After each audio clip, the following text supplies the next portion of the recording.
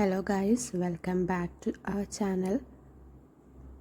ഇന്ന് നമ്മൾ ഡിസ്കസ് ചെയ്യാൻ വേണ്ടിയിട്ട് പോകുന്ന ടോപ്പിക് എന്ന് പറയുന്നത് എങ്ങനെയാണ് ഒരു ഫിനിഷിംഗ് ഉള്ള ഒരു പ്രോഡക്റ്റ് തയ്ച്ചെടുക്കുക എന്നുള്ളതാണ്. നന്നായിട്ട് തയ്ക്കാനറിയാം, എന്നാൽ ഒരു ഫിനിഷിങ് വരുന്നില്ല എന്നുള്ളതാണ് നിങ്ങളുടെ പ്രശ്നമെങ്കിൽ നിങ്ങൾ ഈ വീഡിയോ ഫുള്ളായിട്ടിരുന്ന് റിലാക്സ് ആയിട്ടിരുന്ന് ഒന്ന് ഫുള്ള് കണ്ടു നോക്കുക.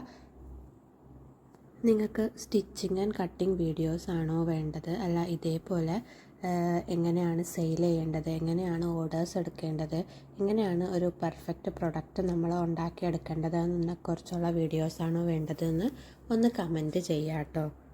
ഇപ്പോൾ ട്രെൻഡിങ് ആയിക്കൊണ്ടിരിക്കുന്ന ഒരു വേർഡാണ് ബൊട്ടീക്ക് സ്റ്റൈൽ ഫിനിഷിംഗ് എന്ന് പറയുന്നത്. ആ ഒരു ഫിനിഷിംഗ് അഥവാ ആ ഒരു പെർഫെക്ഷനിലേക്ക് നമുക്ക് എങ്ങനെയൊക്കെ എത്തിച്ചേരാൻ വേണ്ടിയിട്ട് പറ്റും എന്നുള്ള ചെറുതും വലുതും ആയിട്ടുള്ള കുറേ പോയിൻറ്റ്സാണ് ഞാനിതിൽ നിങ്ങൾക്ക് വേണ്ടിയിട്ട് ഷെയർ ചെയ്യുന്നത്. ഇപ്പോൾ വീഡിയോ കുറച്ച് ലെങ്തി ആവാനുള്ള ചാൻസ് ഉണ്ട്. അപ്പോൾ നിങ്ങൾ ഫുള്ളായിട്ട് കാണാൻ വേണ്ടിയിട്ട് ശ്രദ്ധിക്കുക. അല്ല ഞാൻ ഈ പറയുന്നതിൽ എന്തെങ്കിലും മിസ്റ്റേക്ക് ഉണ്ടെങ്കിലോ അതിനേക്കാൾ കൂടുതൽ നിങ്ങൾക്ക് അറിയാമെന്നുണ്ടെങ്കിലും നിങ്ങൾ കമൻറ്റ് ചെയ്യുക. അപ്പോൾ അറിയാത്തവർക്ക് നമുക്കെല്ലാവർക്കും ഒരേപോലെ മുമ്പോട്ട് പോകാൻ വേണ്ടിയിട്ട് പറ്റും. അപ്പോൾ നമുക്ക് വീഡിയോയിലേക്ക് കടക്കാം. അപ്പോൾ നമ്മൾ ഒന്നാമത്തെ പോയിൻ്റായിട്ട് ഇവിടെ പറയാൻ വേണ്ടിയിട്ട് പോകുന്നത് പ്രീ വാഷാണ്. അപ്പം നമുക്ക് കിട്ടുന്ന ക്ലോത്ത് ചിലത് ഒരു വാഷ് ചെയ്ത് കഴിയുമ്പോൾ ചുരുങ്ങി പോകുന്ന ടൈപ്പ് ഫാബ്രിക് ആണെങ്കിൽ ഒന്നുകിൽ നമ്മൾ വാഷ് ചെയ്തിട്ട് മാത്രം അത് സ്റ്റിച്ച് ചെയ്യാൻ വേണ്ടിയിട്ട് നോക്കുക, അല്ലെങ്കിൽ വരുന്ന കസ്റ്റമറോട് അത് ചുരുങ്ങി പോകുന്ന ഒരു ഫാബ്രിക്കാണ്, അപ്പോൾ അതൊന്ന് വാഷ് ചെയ്തിട്ട് കൊണ്ടുവരാൻ വേണ്ടിയിട്ട് പറയുക. കാരണം നമ്മളിത് വാഷ് ചെയ്യാതെ സ്റ്റിച്ച് ചെയ്ത് അവരുടെ ആ ഒരു മെഷർമെൻറ്റിൽ സ്റ്റിച്ച് ചെയ്ത് എത്ര പെർഫെക്ഷനിൽ കൊടുത്താലും അവരൊരു വാഷ് ചെയ്ത് കഴിഞ്ഞിട്ട് അവരത് വെയർ ചെയ്യുമ്പോൾ അയ്യോ അവിടെ കൊടുത്തല്ലേ നമ്മൾ സ്റ്റിച്ച് ചെയ്തത്, ഇതിൻ്റെ ആ ഒരു പെർഫെക്ഷൻ ഇല്ലാത്തത് എന്താണ് എന്ന് അവർ ചിന്തിക്കാനുള്ള സാധ്യതയുണ്ട്. അപ്പോൾ ഒന്നുകിൽ നമ്മൾ തന്നെ അതൊന്ന് വാഷ് ചെയ്തിട്ട് സ്റ്റിച്ച് ചെയ്യാൻ വേണ്ടിയിട്ട് ശ്രമിക്കുക, അല്ലെങ്കിൽ അവരെ പറഞ്ഞ് മനസ്സിലാക്കുക ഇതൊന്ന് നിങ്ങൾ വാഷ് ചെയ്തിട്ട് ഈ മെറ്റീരിയലൊന്ന് കൊണ്ടുവരാൻ വേണ്ടിയിട്ട് പറയാം.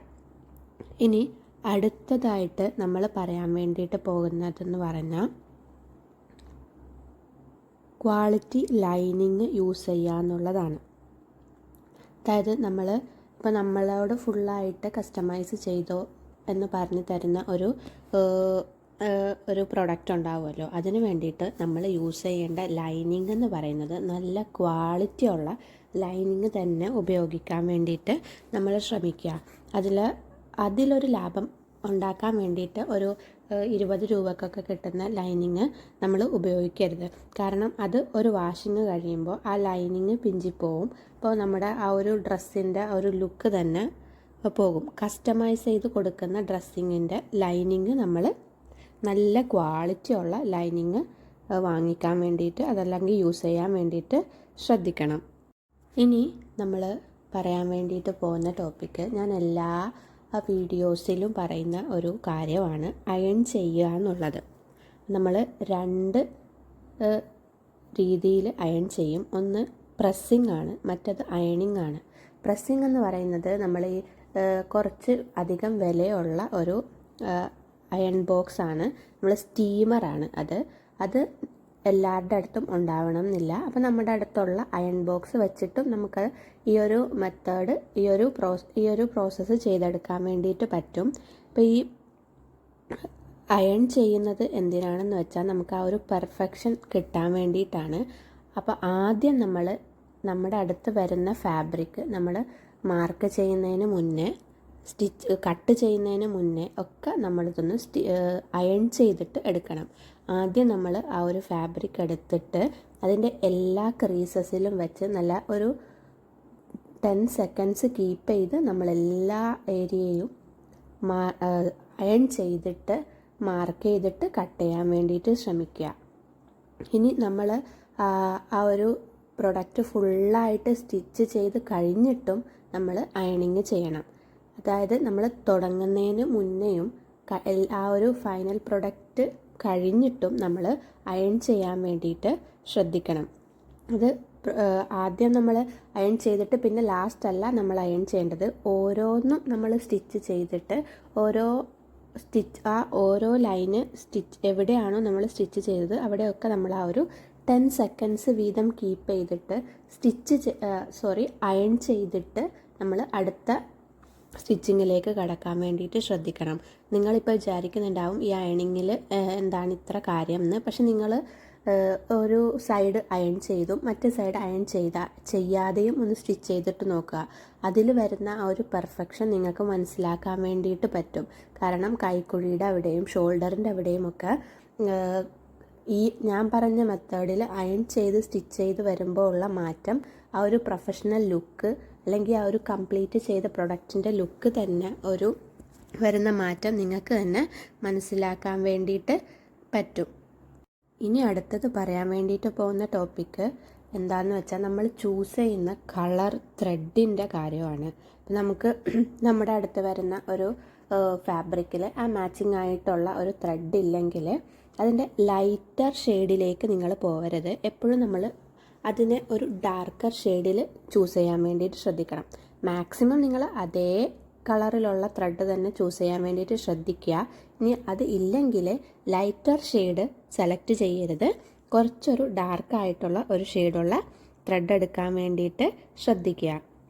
ഇനി നമ്മൾ തയ്ക്കാൻ വേണ്ടിയിട്ട് ഇരിക്കുമ്പോൾ ത്രെഡ് ടെൻഷൻ നിങ്ങൾ കറക്റ്റ് ചെയ്യണം. കാരണം ഓരോ ഫാബ്രിക്കിനും ത്രെഡ് ടെൻഷൻ വേറെ വേറെയാണ് ഉണ്ടാവുക. അപ്പോൾ നമ്മൾ കട്ട് ചെയ്ത് നമുക്ക് നമ്മുടെ കട്ട് പീസസ് ഉണ്ടല്ലോ, നമ്മൾ തയ്ക്കാനിരിക്കുന്ന ഫാബ്രിക്കിൻ്റെ കട്ട് പീസ്, അത് വെച്ച് ആദ്യം മെഷീനിലൊന്ന് സ്റ്റിച്ച് ചെയ്ത് നോക്കുക. ബാക്കിലും ഫ്രണ്ടിലും ഒക്കെ വരുന്ന സ്റ്റിച്ച് പെർഫെക്റ്റ് ആണോ എന്ന് നോക്കുക. എന്നിട്ട് നമ്മുടെ മെയിൻ ക്ലോത്തിലേക്ക് സ്റ്റിച്ച് ചെയ്യാൻ വേണ്ടിയിട്ട് ശ്രമിക്കുക. ത്രെഡ് ടെൻഷനും കൂടി നിങ്ങൾ ശ്രദ്ധിക്കുക. ഇനി നമ്മൾ എടുക്കുന്ന മെറ്റീരിയൽ ഈ സിൽക്ക്, ഓർഗൻസ പോലത്തെ മെറ്റീരിയൽസൊക്കെ ആണെങ്കിൽ പുതിയ നീഡിലെടുക്കാൻ വേണ്ടിയിട്ട് ശ്രദ്ധിക്കുക. കാരണം ഒരു പുതിയ നീഡിലിൻ്റെ സ്റ്റിച്ചിങ്ങും അല്ലാതെ നമ്മൾ യൂസ് ചെയ്തുകൊണ്ടിരിക്കുന്നതിൻ്റെ സ്റ്റിച്ചിങ്ങും സിൽക്കിലും ഓർഗൻസയിലും വരുമ്പോൾ അതിന് ആ ഒരു ത്രെഡ് വലിച്ച് ആ ഒരു ലുക്ക് കളയാനുള്ള ചാൻസ് ഉണ്ട്. കാരണം അതൊക്കെ ഭയങ്കര നേർത്ത ഫാബ്രിക്കാണ്. അപ്പോൾ നമ്മൾ യൂസ് ചെയ്തുകൊണ്ടിരിക്കുന്ന നീഡിൽ മാക്സിമം ഒഴിവാക്കാൻ വേണ്ടിയിട്ട് ശ്രദ്ധിക്കുക. ഇനി നമ്മൾ ഒരു ഫാബ്രിക് മെറ്റീരിയൽ സെലക്ട് ചെയ്യുമ്പോൾ ആ ഒരു പെർട്ടിക്കുലർ ഡിസൈനിന് ആ ഒരു ഫാബ്രിക് സ്യൂട്ടാണോ എന്നും കൂടിയിട്ട് ശ്രദ്ധിക്കുക. കാരണം ഒഴുകിക്കിടക്കുന്ന മെറ്റീരിയൽ ഒരു സ്റ്റിഫായിട്ട് കിടക്കുന്ന മോഡൽ ഡ്രസ്സിന് മാച്ചിങ് അല്ല എങ്കിൽ തയ്ക്കലൊക്കെ നടക്കും, പക്ഷേ ആ ഒരു ലുക്ക് അവിടെ നഷ്ടപ്പെടും. ഇത് നിങ്ങൾ ക്ലയൻസിന് അല്ലെങ്കിൽ കസ്റ്റമേഴ്സിനെ പറഞ്ഞിട്ട് മനസ്സിലാക്കി കൊടുക്കുക. കാരണം അവർ ചിലപ്പോൾ കൊണ്ടുവരുന്ന ഡിസൈനും ഫാബ്രിക്കും യോജിക്കുന്നില്ലെങ്കിൽ നിങ്ങളവരെ പറഞ്ഞ് മനസ്സിലാക്കി കൊടുക്കുക. ഈ ഒരു ഡിസൈനിന് ഈ ഒരു ഫാബ്രിക് മാച്ചിങ് അല്ല, ഏതാണോ മാച്ചിങ് അത് പറഞ്ഞു കൊടുത്തിട്ട് അവരെ മനസ്സിലാക്കി എടുക്കുക. ഇനി സീം അലവൻസിലാണ് നിങ്ങൾ ശ്രദ്ധിക്കേണ്ടത്. കാരണം സീം അലവൻസ് മാക്സിമം ഒരു 3/4 ഇഞ്ചിൽ കൂടുതൽ ഒരു സ്ഥലത്തും നിങ്ങൾ വിടരുത്. ഇനി ചിലവരൊക്കെ പറയും ഇച്ചിരി ലൂസ് ആക്കാൻ വേണ്ടിയിട്ടുള്ള സ്ഥലം കൂടി വിടണം എന്ന് പറയുന്ന ചില കസ്റ്റമേഴ്സ് ഉണ്ട്. അപ്പോൾ അവരെ ഒന്ന് പറഞ്ഞ് മനസ്സിലാക്കുക. കാരണം നിങ്ങളുടെ ആ ഒരു ലുക്ക് നിങ്ങൾ കീപ്പ് ചെയ്യണം. അവരല്ല നിങ്ങളുടെ പ്രൊഫഷണലിസം കീപ്പ് ചെയ്യേണ്ടത് നിങ്ങൾ തന്നെയാണ്. സോ ഒരു 3/4 ഇഞ്ചിൽ കൂടുതൽ സീം അലവൻസ് ഒരു സ്ഥലത്തും നിങ്ങൾ കീപ്പ് ചെയ്യരുത്. ഇനി സ്റ്റിച്ച് ലെങ്ത്ത് ശ്രദ്ധിക്കുക. ഭയങ്കര അടുത്തടുത്ത് കിടക്കുന്ന ഒരു സ്റ്റിച്ച് ലെങ്ത് അല്ല. നമ്മളൊരു നമ്മൾ ഒരു മെഷർമെൻറ്റ് എടുക്കുമ്പോൾ ഒരു 3.5 സ്റ്റിച്ച് ലെങ്ത് ആണ് നമ്മൾ ഒരു കീപ്പ് ചെയ്യേണ്ടത്. ഒരു റെഡിമെയ്ഡ് ഡ്രസ്സിനൊക്കെ വരുന്ന പോലത്തെ ആ ഒരു ലുക്കിന് വേണ്ടിയിട്ട് നമ്മളൊരു 3.5 സ്റ്റിച്ച് ലെങ്ത്ത് എടുക്കാൻ വേണ്ടിയിട്ട് ശ്രദ്ധിക്കുക. ഇനി നമ്മൾ ഫ്യൂസിങ്ങിനെ കുറിച്ചാണ് ശ്രദ്ധിക്കേണ്ടത്. ഫ്യൂസിങ് എടുക്കുമ്പോൾ നെക്കിന് വേണ്ടിയിട്ട് പേപ്പർ ഫ്യൂസിങ്ങും അല്ലാതെ നമുക്ക് ബാക്കിയുള്ള ഏരിയാസിലൊക്കെ അതിന് യോജിക്കുന്ന തരത്തിലുള്ള ഫ്യൂസിങ്ങും എടുക്കാൻ വേണ്ടിയിട്ട് ശ്രദ്ധിക്കുക. ഇപ്പോൾ കോളറിനെടുക്കുന്ന ഫ്യൂസിങ് അല്ല, നമ്മൾ നമ്മുടെ കുർത്തിയുടെയൊക്കെ നെക്കിന് എടുക്കേണ്ടത്. അപ്പം അതിലെ തിക്നെസ്സും കാര്യങ്ങളും ഒക്കെ ശ്രദ്ധിക്കാൻ വേണ്ടിയിട്ട് നോക്കണം. ഇനി ഞാനൊരു ഫ്യൂസിങ്ങിനെ കുറിച്ച് പറയാം. ലിക്ര ഫ്യൂസിങ് എന്നാണ് പറയുന്നത്. ഇപ്പം നമ്മുടെ അടുത്ത് ചില ഫാബ്രിക് വരുമല്ലോ, എല്ലാ സൈഡിൽ നിന്നും ഇങ്ങനെ നൂല് ഇളകി വരുന്ന പോലത്തെ ടൈപ്പ് ഒരു ഫാബ്രിക് നമുക്ക് കട്ട് ചെയ്യാനും ഒക്കെ ഇരിക്കുമ്പോൾ എല്ലാ ഏരിയയിൽ നിന്നും നൂല് വിട്ട് വരുന്ന ഒരു ടൈപ്പ് ഫാബ്രിക് ഉണ്ട്. അതിന് വേണ്ടിയിട്ട് നമ്മൾ ലിക്ര ഫ്യൂസിങ് യൂസ് ചെയ്യുക. ഈ ഫാബ്രിക് കട്ട് ചെയ്യുന്നതിന് മുന്നേ നമ്മൾ ലിക്ര ഫാബ്രിക് അതിൽ വെച്ച് അയൺ ചെയ്തെടുത്തിട്ട് അത് സ്റ്റിച്ച് ചെയ്യുവാണെങ്കിൽ നല്ല പെർഫെക്ഷനിൽ നിങ്ങൾക്കത് ചെയ്തെടുക്കാൻ വേണ്ടിയിട്ട് പറ്റും. നമ്മൾ കസ്റ്റമൈസ് ചെയ്ത് കൊടുക്കുന്ന ഡ്രസ്സിൻ്റെ ഉൾഭാഗവും കൂടി നമ്മൾ നല്ലപോലെ ശ്രദ്ധിക്കണം. കാരണം അവരവിടെ ചെന്ന് അത് മറിച്ച് കഴിയുമ്പോൾ അതിൻ്റെ ആ ഉള്ളിലുള്ള പെർഫെക്ഷനും കൂടി അവരത് കാണുവാണെങ്കിൽ നല്ല ഒരു പെർഫെക്ഷനിൽ ചെയ്ത് കൊടുക്കാൻ വേണ്ടിയിട്ട് ശ്രദ്ധിക്കുക.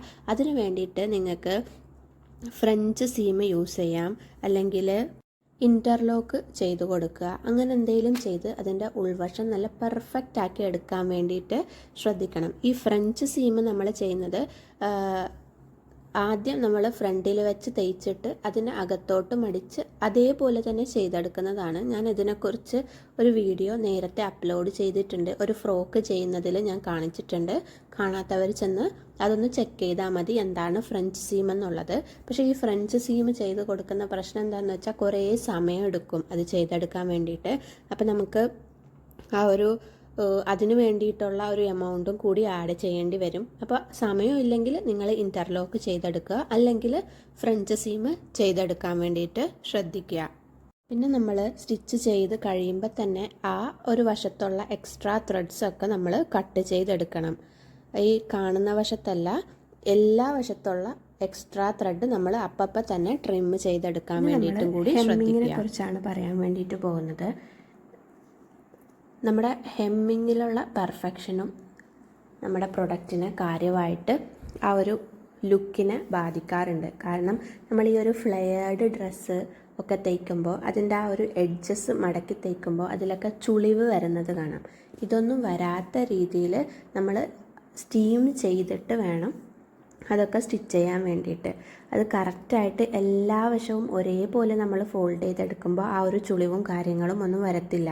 അപ്പോൾ എങ്ങനെയാണ് ഈ ചുളിവ് എല്ലാ സൈഡും ഒരേപോലെ ഫോൾഡ് ചെയ്യാനുള്ള ഒരു ട്രിക്കൊക്കെ ഞാൻ എൻ്റെ വേറൊരു ഷോർട്സിൽ ഞാൻ അപ്ലോഡ് ചെയ്തിട്ടുണ്ട്. അത് ഞാൻ ഡിസ്ക്രിപ്ഷനിൽ പിൻ ചെയ്ത് കൊടുക്കാം.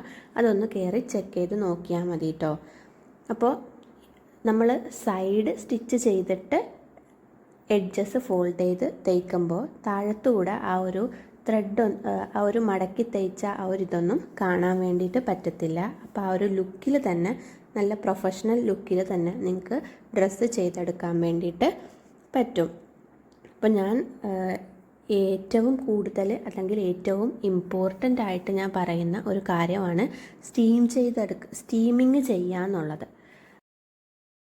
നിങ്ങൾക്ക് സ്റ്റീം ബോക്സിന് വേണ്ടിയിട്ട് ഒരു എമൗണ്ട് മാറ്റി വയ്ക്കാനുണ്ടെങ്കിൽ കഴിവതും ആ ഒരു സ്റ്റീം ബോക്സ് തന്നെ വാങ്ങിക്കാൻ വേണ്ടിയിട്ട് ശ്രദ്ധിക്കുക. അപ്പോൾ ഞാൻ ഓൺലൈനായിട്ടാണ് വാങ്ങിയത്. അതിൻ്റെ ലിങ്ക് വേണമെങ്കിൽ നിങ്ങൾ കമൻറ്റ് ചെയ്യുക.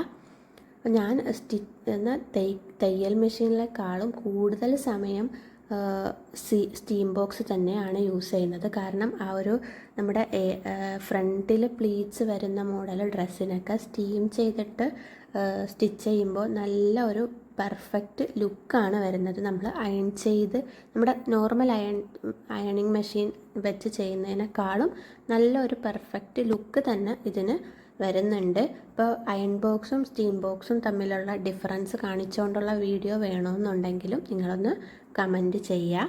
അപ്പോൾ നമ്മൾ മാക്സിമം കുറേ പോയിൻറ്റ്സ് ഡിസ്കസ് ചെയ്തു എന്നാണ് എനിക്ക് തോന്നുന്നത്. അപ്പോൾ നിങ്ങൾക്ക് ഇഷ്ടപ്പെടുവാണെങ്കിൽ സബ്സ്ക്രൈബ് ചെയ്യുക. അപ്പോൾ നിങ്ങൾക്ക് വേറെ എന്തെങ്കിലും ഡൗട്ട്സോ കാര്യങ്ങളോ ഉണ്ടെങ്കിൽ കമൻറ്റ് ചെയ്യുക. അപ്പോൾ ഞാൻ നേരത്തെ പറഞ്ഞ പോലെ നിങ്ങൾക്ക് ഈ കട്ടിങ് സ്റ്റിച്ചിങ് വീഡിയോ ആണോ വേണ്ടത്, അല്ല ഇതേപോലുള്ള എങ്ങനെയാണ് ഓർഡേഴ്സ് കിട്ടുക, എങ്ങനെയാണ് നമ്മുടെ ആ പ്രൊഫഷണലിസം കീപ്പ് ചെയ്യുക എന്നുള്ള രീതിയിലുള്ള ടോപ്പിക്സ് ആണോ വേണ്ടത് എന്നുള്ളത് ഒന്ന് കമൻറ്റ് ചെയ്യാം കേട്ടോ. അപ്പോൾ ശരി, നെക്സ്റ്റ് വീഡിയോ ആയിട്ട് വരാം. താങ്ക്